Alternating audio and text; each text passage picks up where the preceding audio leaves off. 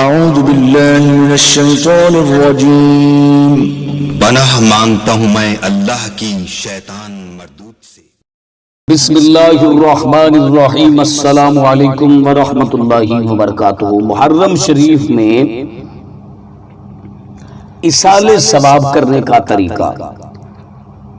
محرم شریف میں ہم دیکھتے ہیں کہ بہت سارے لوگ اپنے مرحومین کو ایصال ثواب کرتے ہیں، ان کی قبور کی زیارت کرتے ہیں، ان کی قبور پر جا کر دعا کرتے ہیں، گھروں میں تلاوت قرآن پاک کر کے ان کو ایصال ثواب کرتے ہیں، سورہ یاسین پڑھ کے ایصال ثواب کرتے ہیں، سورۃ ملک، سورۃ بقرہ، سورۃ الرحمن، جو بھی سورۃ فاتحہ و اخلاص جو بھی جس کو آتا ہے، یا نفل و نوافل ادا کر کے ان کو ایصال ثواب کرتے ہیں۔ تو اس کا طریقہ کار کیا ہے؟ یہ بہت اہم اور بہت ہی ضروری سوال ہے کہ محرم شریف میں ایصال ثواب کرنے کا طریقہ کیا ہے۔ تو آج اس موضوع پر گفتگو کریں گے، لیکن اس سے پہلے میری آپ سب سے گزارش ہے کہ اگر آپ نے ابھی تک میرا چینل سبسکرائب نہیں کیا تو میرے اس چینل کو کر لیں سبسکرائب اور بیل آئیکن کو دبا لیں تاکہ اس طرح کی لیٹسٹ اور نئی سنی ویڈیو آپ تک بآسانی اور بروقت پہنچ سکے۔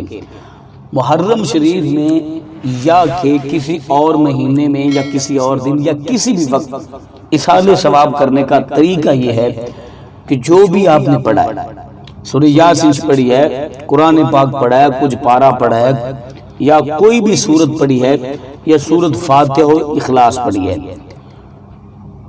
پڑھنے کے بعد نبی کریم صلی اللہ علیہ وسلم کی ذات اقدس پر درود و سلام پڑھیں اور ہر دعا میں رسول اللہ صلی اللہ علیہ وسلم کا وسیلہ پیش کیا کریں اللہ کی بارگاہ میں۔ جس دعا میں محمد کا وسیلہ نہیں ہوتا وہ دعا خدا کی بارگاہ میں منظور نہیں ہوتی۔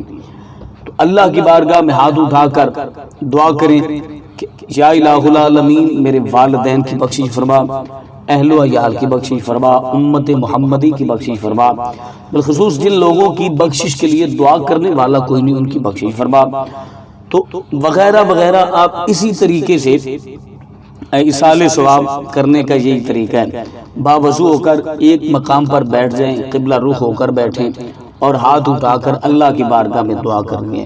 آپ نے دعا کرنی ہے، دعا آپ جس طریقے سے چاہیں کر سکتے ہیں، بس عاجزی انکساری کے ساتھ کریں، اللہ کی بارگاہ میں رسول اللہ صلی اللہ علیہ وسلم کے واسطے سے کریں، حضور کے وسیلے سے کریں، تاکہ جس دعا میں محمد کا وسیلہ پیش کیا جاتا ہے وہ دعا اللہ کی بارگاہ میں بہت جلد قبول ہوتی ہے۔